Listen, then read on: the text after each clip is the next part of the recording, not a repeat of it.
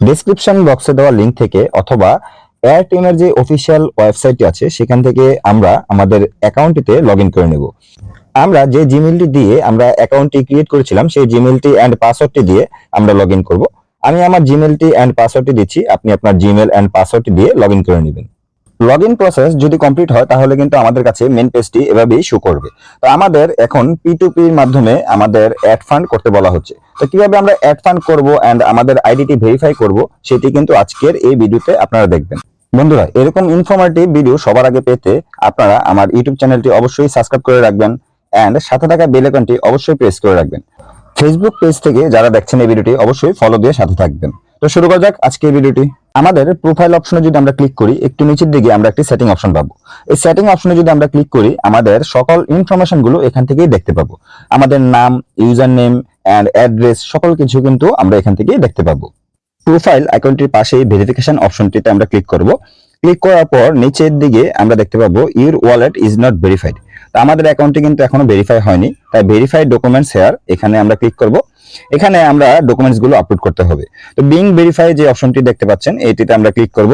তো ক্লিক করার পর আমাদের এখানে কান্ট্রিটি সিলেক্ট করতে হবে। আপনি যে কান্ট্রি থেকে বিলং করেন সেই কান্ট্রিটি এখান থেকে সিলেক্ট করে দিবেন। তারপর ড্রাইভিং লাইসেন্স, পাসপোর্ট অথবা ন্যাশনাল আইডি কার্ড, এই তিনটি অপশনের মাধ্যমে আপনার এই অ্যাকাউন্টটি ভেরিফাই করতে পারেন। তো আপনার ইচ্ছে মতো এখানে আপনার যেইটি আছে সেটি দিয়ে ভেরিফাই করে নেবেন। আমি যেহেতু ন্যাশনাল আইডি কার্ড দিয়ে আমার এই অ্যাকাউন্টটি ভেরিফাই করতে চাচ্ছি, তাই ন্যাশনাল আইডি কার্ড এই অপশনটিতে আমি ক্লিক করলাম। তো ন্যাশনাল আইডি কার্ডটি আমি আগে থেকে একটি পিকচার আকারে জেপিজি আমার কম্পিউটারে রেখে দিয়েছিলাম। সেখান থেকে এই পিকচারটি আমি সিলেক্ট করে ইউজ দিস ফটো এই অপশনটিতে আমি ক্লিক করব। এখানে আমি সিলেক্ট করে দিলাম। সিলেক্ট করার পর ইউজ দিস ফটো এই অপশনটিতে আমি ক্লিক করছি। পিকচারটি আপলোড হওয়া পর্যন্ত আপনাকে একটু সময় নিতে হবে। তারপর এখানে একটি কিউআর কোড আসবে। এই কিউআর কোডটি আপনার মোবাইল থেকে স্ক্যান করে নেবেন। স্ক্যান করার পর আপনাকে একটি সেলফি তুলতে বলা হবে।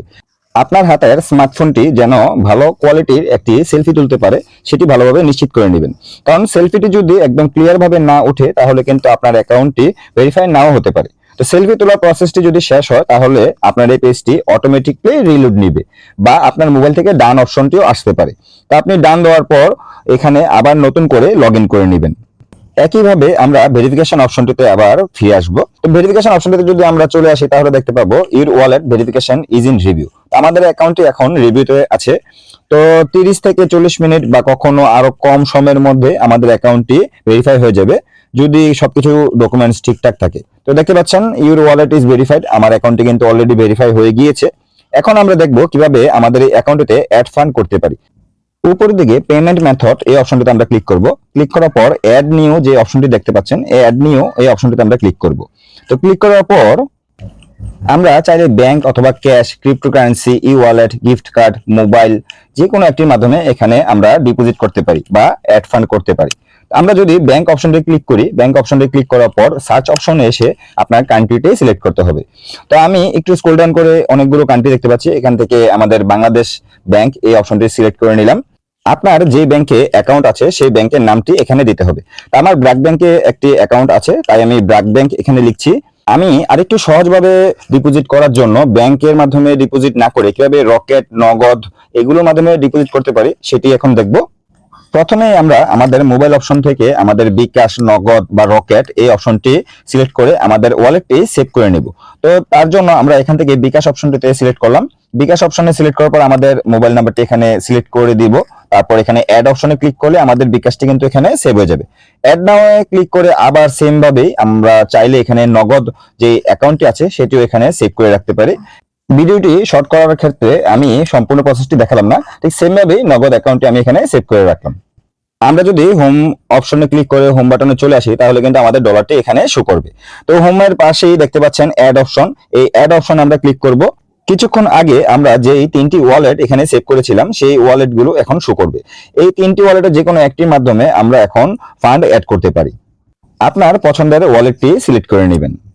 নিচে আমরা দুটি বক্স দেখতে পাবো। দুটি বক্সে একটি বক্সে থাকবে বাংলাদেশি টাকা এবং একটি বক্সে থাকবে ডলার। ডলার সাইন যে বক্সটি দেখতে পাচ্ছেন এখানে যদি আমরা $1 লিখে দিই তাহলে কিন্তু $1 সমান সমান বাংলাদেশের কত টাকা সেটা কিন্তু পাশের বক্সেই দেখানো হবে। $1 সমান সমান দেখতে পাচ্ছেন 144 টাকা 23 পয়সা। তো আমরা চাইলে এখান থেকে আমাদের ডলারটি বাড়িয়ে নিতে পারি। তো আমরা এখন $1 এখানে লিখে দেব, কারণ আমরা $1 এখানে ডিপোজিট করব।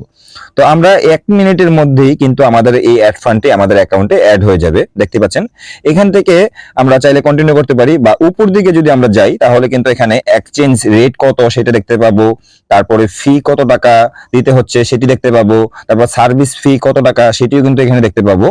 তো আমরা এখানে সবকিছু যদি ঠিকঠাক মনে হয় তাহলে এখান থেকে আমরা একটু নিচের দিকে চলে আসব।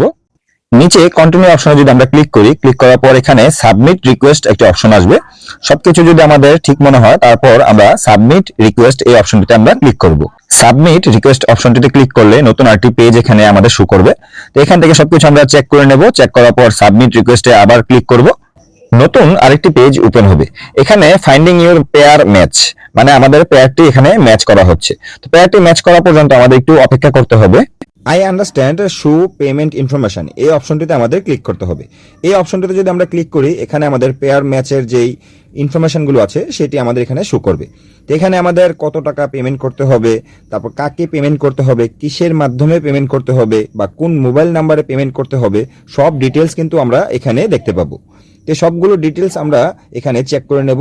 এখানে পেমেন্ট মেথড দেখতে পাচ্ছি আমরা নগদ, আর নিচে একটি মোবাইল নাম্বার দেওয়া হয়েছে। এই মোবাইল নাম্বারে আমাদের নগদের মাধ্যমে আমাদের 144 টাকা 23 পয়সা আমাদেরকে সেন্ড করতে হবে। তো সেন্ড করার পর আমাদের যে ট্রানজ্যাকশন আইডিটি আছে সেই ট্রানজ্যাকশন আইডিটি এখানে আমরা এই খালি বক্সটিতে দিয়ে দেব। খালি বক্সটিতে দেওয়ার পর নিচে একটি টিক বক্স দেখতে পাচ্ছেন, সেই টিক বক্সটিতে আমরা ক্লিক করে দেব। বক্সটিতে টিক মার্ক করার পর কনফার্ম সেন্ড এই অপশনটিতে আমরা ক্লিক করব। কনফার্ম সেন্ড অপশনটিতে ক্লিক করলে আমাদের পেজটা রিলোড নিবে। রিলোড নেওয়ার পর এখানে কিন্তু আমাদের সব ডিটেলস গুলো এখানে শো করবে। আমাদের ফান্ড সেন্ডার উনি সকল ইনফরমেশন গুলো চেক করবে। চেক করার পর যে ফান্ডটি আমরা অ্যাড করেছিলাম সেই ফান্ডটি আমাদের অ্যাকাউন্টে অ্যাড করে দিবে। আমাদের নোটিফিকেশন বারে কিন্তু একটি অলরেডি মেসেজ চলে আসছে যে অ্যাড রিকোয়েস্ট অ্যাকসেপ্টেড। আমাদের পেজটি যদি একটু রিলোড দেই তাহলে কিন্তু আমাদের ডলারটি উপর দিকে অ্যাড হয়ে যাবে। তো দেখতে পাচ্ছেন এখানে add fund has been completed. আমাদের সেন্ডারকে একটি রিভিউ দিতে বলা হচ্ছে যে উনার কাজ আপনার কাছে কেমন লেগেছে। ডিফিকাল্ট, ইজি অনেকগুলো এখানে অপশন আছে, আপনার চাইলে এখান থেকে একটি চুজ করে দিতে পারেন অথবা ক্রস করে দিতে পারেন। আপনার পছন্দ মতো এখানে একটি মেসেজও দিয়ে দিতে পারেন। তো উপর দিকে যদি আমরা দেখি তাহলে কিন্তু দেখতে পাচ্ছি আমাদের 1 USDC অ্যাড হয়ে গিয়েছে। বন্ধুরা ঠিক সেম ভাবেই নগদ বিকাশের মাধ্যমেও কিন্তু আপনারা ফান্ড অ্যাড করতে পারেন।